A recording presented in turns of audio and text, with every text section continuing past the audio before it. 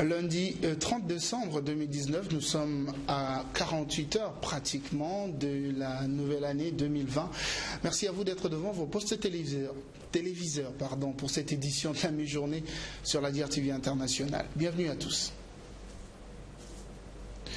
Ouvrons cette édition à Dolisie, chef-lieu du département du Niari, où les habitants du quartier d'Imebeko se sont réveillés le pied dans l'eau le week-end dernier, conséquence des pluies diluviennes qui se sont abattues sur la ville de Lorvers et qui ont même, tenez-vous bien, fait déborder le lit de la rivière le Pinaré. Giscard Maungu et Aurélien Zingui nous en font le point dans ce reportage. Les populations du quartier d'Imebeko de Dolisie se sont réveillées ce jeudi, les pieds dans l'eau. La pluie qui s'est abattue ce jeudi a surpris par son ampleur. Jamais le quartier n'a vu ses ruelles être inondées. En tout cas, la pluie a commencé aux environs de 3 heures du matin. Elle a pris un peu de la calmie, 1 heure du temps après, vers les 4 heures. Mais les 30 minutes qui ont suivi, elle a redéclenché jusqu'à 7 heures du matin. Et pour une première fois, pratiquement 30 ans ou 25 ans d'existence dans le quartier, mais c'est un événement aujourd'hui. Dans des parcelles, dans la ruelle, les eaux de pluie faisaient leur loi. Documents administratifs, vêtements et autres objets de maison dehors. Et tout le monde était dans le désarroi. Pour se déplacer, tous les moyens étaient bons et ces 3 jeunes ont trouvé occasion pour se distraire aussi. Ce sont les eaux de la rivière le Pinaré qui sont sortis de leur lit, inondant au passage des maisons. Tout est déjà dehors, les enfants dehors. Heureusement que c'est venu après minuit. Si l'événement s'est passé avant minuit avec la fête, je ne sais pas comment d'autres parents devaient se réveiller. Le préfet du département du Niari est descendu ce vendredi sur le terrain pour constater les dégâts par lui-même. Triste réalité, un convoi humanitaire de 125 tonnes de vivres et non-vivres associés à 185 cartons des médicaments a quitté Brazzaville récemment en direction de la partie septentrionale du pays. Vous le savez, déclaré en catastrophe naturelle par le gouvernement de la République de suite des inondations provoquées aussi par le pluie dans cette partie du territoire national.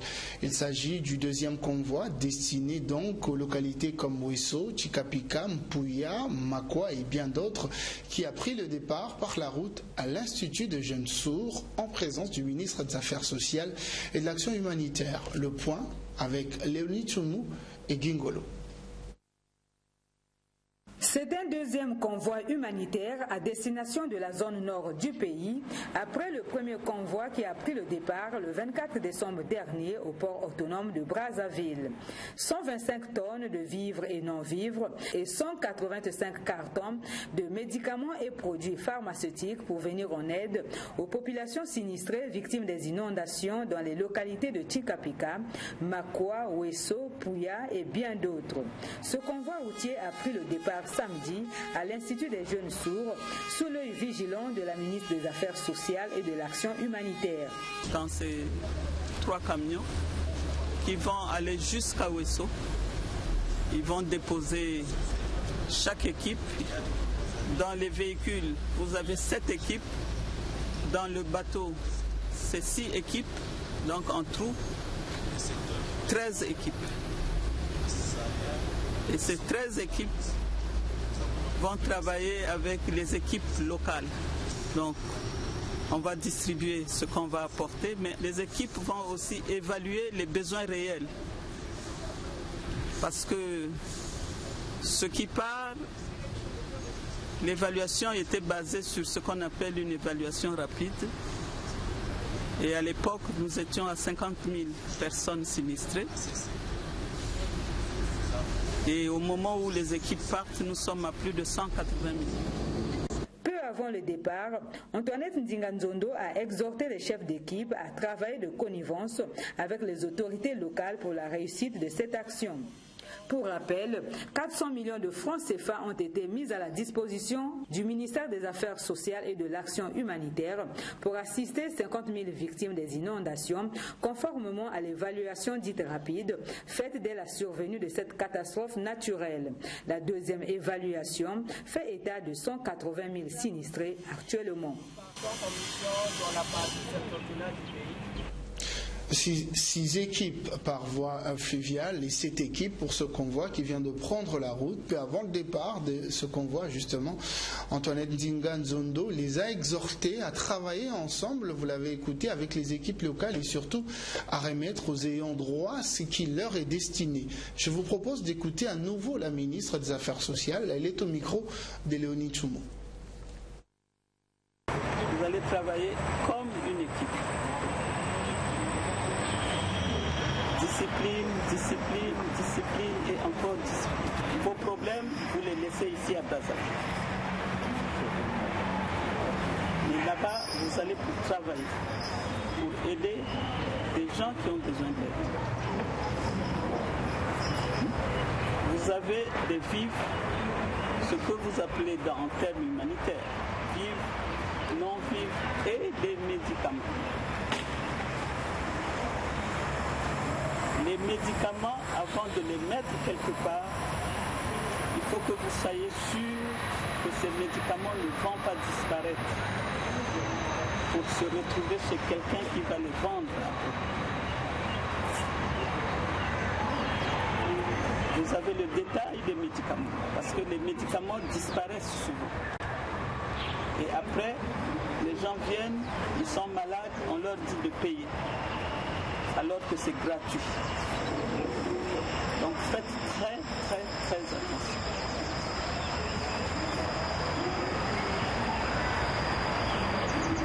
Les autorités locales doivent être les premières à vous dire qu'est-ce qui est plus sûr.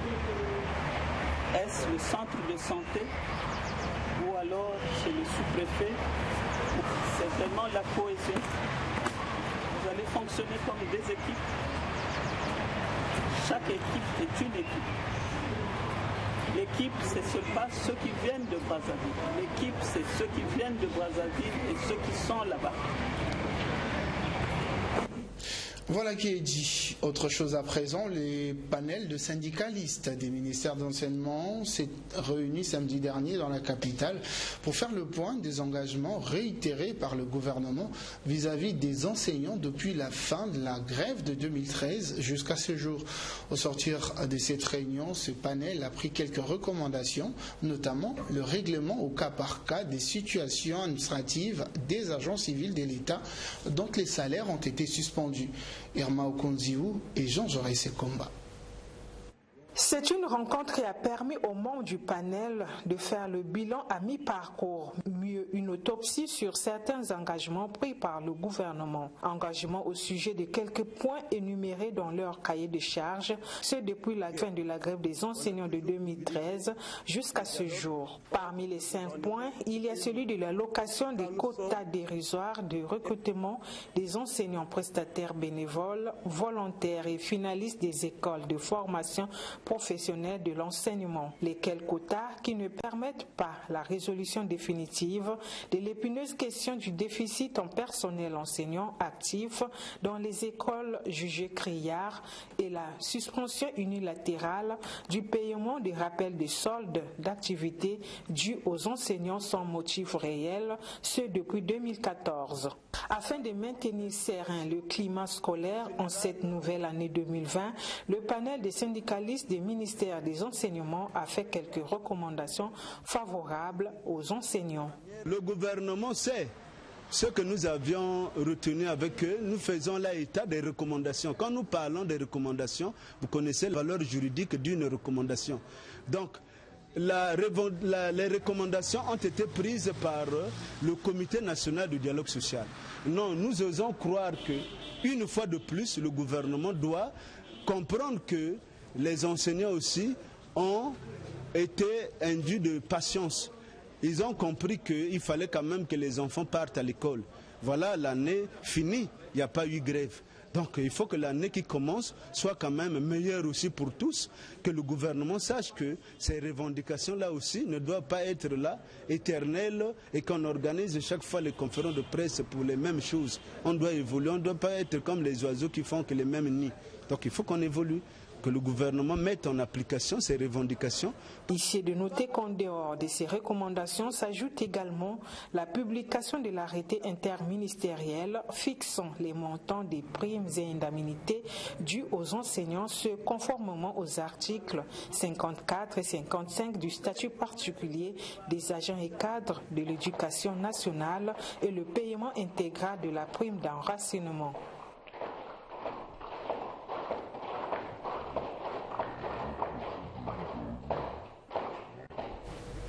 Merci à Irma Okonziou pour toutes ces précisions. Dernière ligne droite de cette édition, magistrats, greffiers et huissiers de justice dotés des outils appropriés afin de leur permettre d'exécuter dignement leur mission dans leurs structures respectives. C'est ce que ambitionnait le séminaire atelier initié à leur intention par la Cour suprême. Un séminaire qui a baissé ses rideaux le samedi dernier et dont Armand Nsanda nous fait le point dans ce reportage. Regardez. Au cours de ce séminaire atelier qui s'est en définitive transformé. Clôturant les travaux, Henri Bouka a invité les séminaristes à matérialiser toutes les décisions prises à l'issue des travaux du séminaire atelier. Un séminaire portant sur l'établissement des pièces d'exécution et la remise des registres des pièces d'exécution aux cours et tribunaux du Congo, tout en rappelant le travail de chacun. Exercer le travail de magistrat, c'est être un homme humble et modeste, discret également, mais tenace et travailleur. L'exécution des sentences pénales en réalité est un immense défi pour nous. C'est un défi que nous allons relever avec succès. Nous sommes l'équipe du changement dans la continuité. Et nous sommes engagés à faire en sorte que, assez rapidement, nous-mêmes, au sein des cours et tribunaux, et la nation qui nous observe, perçoivent le changement, un changement profond et conséquent dans notre manière d'être et de faire. Les séminaristes, composés essentiellement de magistrats, de greffiers et de huissiers de justice, ont été dotés du matériel, des pièces judiciaires et des registres afin de leur permettre d'exécuter soigneusement leur mission confiée. Ceci intègre bien le processus de réforme et d'innovation initié par la Cour suprême pour l'avenir de la justice congolaise. Le vide a été criard dans le passé, mais aujourd'hui, ce vide est totalement comblé grâce à l'assiduité des séminaristes. D'où la satisfaction du procureur général près de la Cour suprême. Gilbert Mouyabi s'est beaucoup plus adressé au chef des parquets. Vous devez être une sorte d'organe de veille de la constitution des registres, des pièces d'exécution. Un organe de veille pour leur tenue complète, régulière. Et il vous faut comme organe de veille, vous les magistrats du parquet, être prêt à relever les dysfonctionnements dans leur établissement, attirer l'attention des présidents du tribunal de grande instance, des greffiers en charge de cette activité. Les greffiers en charge, nous le savons, font du bon travail, savent faire le travail, mais le contrôle du magistrat du parquet est très important. 2020, année de grands défis pour la justice congolaise, et chacun est invité à se mettre au travail, a ajouté Gilbert Mouyabi. Voilà. Et puis l'actualité nationale, c'est aussi le 5e congrès du PCT qui est censé connaître son épilogue tout à l'heure. Le service politique de DRTV est à pied d'œuvre. À 20h30, vous aurez les conclusions de ce congrès. Merci à vous d'avoir suivi cette édition. Merci à l'ensemble de l'équipe de la rédaction de DRTV qui l'a préparé. Au revoir et à très bientôt.